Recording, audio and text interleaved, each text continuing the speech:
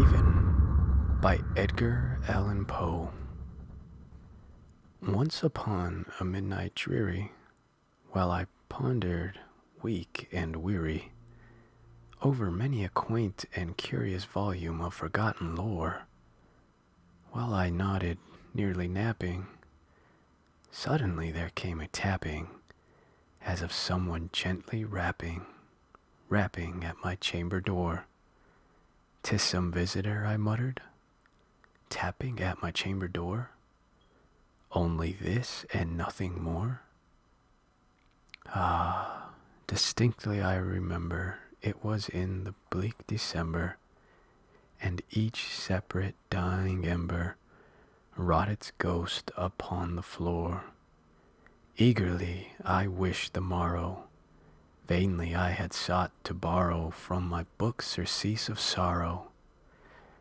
Sorrow for the lost Lenore, for the rare and radiant maiden whom the angels name Lenore, nameless here forevermore. And the silken, sad, uncertain rustling of each purple curtain thrilled me, filled me with fantastic terrors never felt before, so that now, to still the beating of my heart, I stood repeating, "'Tis some visitor entreating entrance at my chamber door, some late visitor entreating entrance at my chamber door. This is it, and nothing more."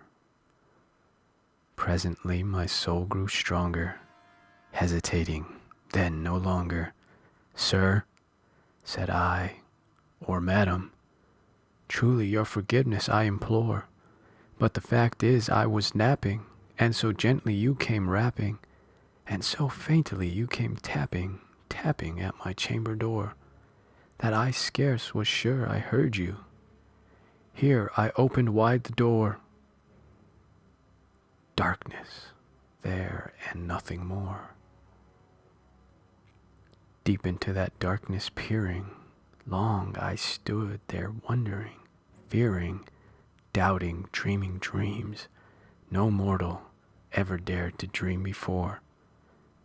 But the silence was unbroken, and the stillness gave no token, and the only word there spoken was the whispered word, "Lenore."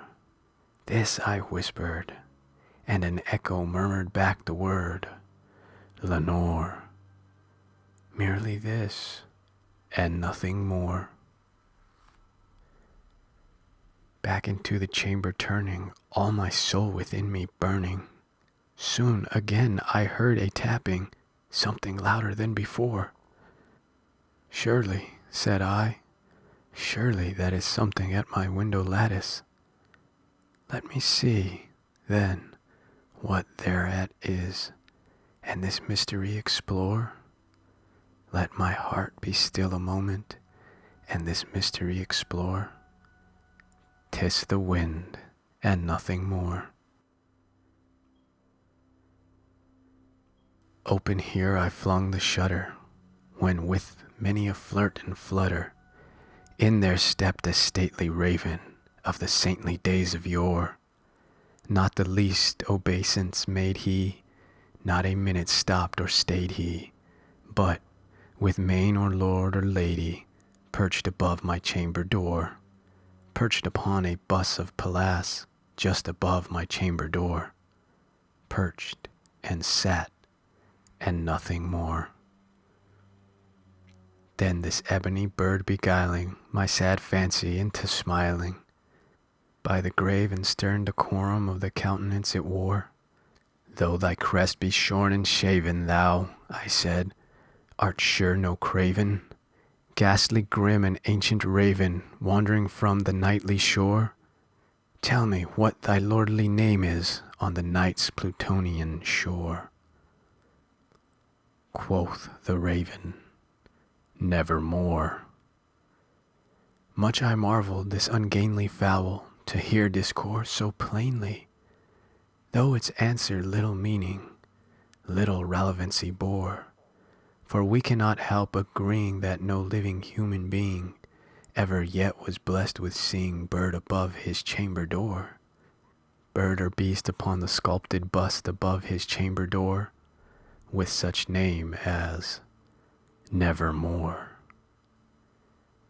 But the raven, sitting lonely on that placid bust, spoke only that one word, as if his soul in that one word he did outpour, nothing farther than he uttered, not a feather than he fluttered, till I scarcely more than muttered, other friends have flown before, on the morrow he will leave me as my hopes have flown before.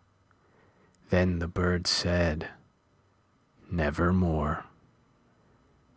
Startled at the stillness broken by reply so aptly spoken, doubtless, said I, what it utters is its only stock and store, caught from some unhappy master whom unmerciful disaster followed fast and followed faster till his songs one burden bore, till the digress of his hope that melancholy burden bore, of nevermore. But the raven still beguiled all my sad soul into smiling. Straight I wheeled a cushioned seat in front of bird and bust and door. Then, upon the velvet sinking, I betook myself to linking fancy unto fancy, thinking what this ominous bird of yore, what this grim, ungainly, ghastly, gaunt, and ominous bird of yore meant in croaking Nevermore. This I sat engaged in guessing, but no syllable expressing to the fowl whose fiery eyes now burned into my bosom's core. This and more I sat divining, with my head at ease reclining on the cushion's velvet lining that the lamplight gloated o'er, but whose velvet violet lining with the lamplight gloating o'er she shall press, nevermore. Then methought the air grow denser, perfumed from an unseen censer, swung by seraphim whose footfalls tinkled on the tufted floor. Wretched, I cried, thy God hath lent thee, by these angels he hath sent thee, respite and nepenthe from thy memories of Lenore. Quaff, O quaff this kind nepenthe, and forget this lost Lenore. Quoth the raven, Nevermore. Prophet, said I, thing of evil, prophet still, if bird or devil, whether tempters sent or whether tempest tossed thee here ashore, desolate yet all undaunted, on this desert land enchanted, on this home by horror haunted, tell me truly, I implore, is there balm in Gilead? Tell me, I implore. Quoth the raven, Nevermore.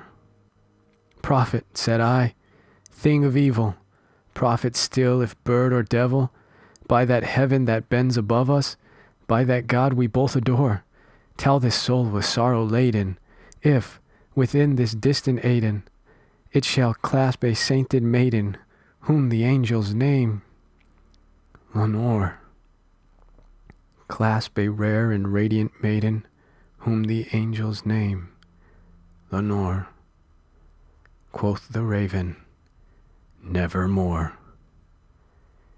Be that word our sign of parting, bird or fiend, I shrieked upstarting, get thee back into the tempest and the night's Plutonian shore. Leave no black plume as a token of that lie thy soul has spoken. Leave my loneliness unbroken. Quit the bust above my door. Take thy beak from out my heart, and take thy form from off my door. Quoth the raven, Nevermore. And the raven, never flitting, still is sitting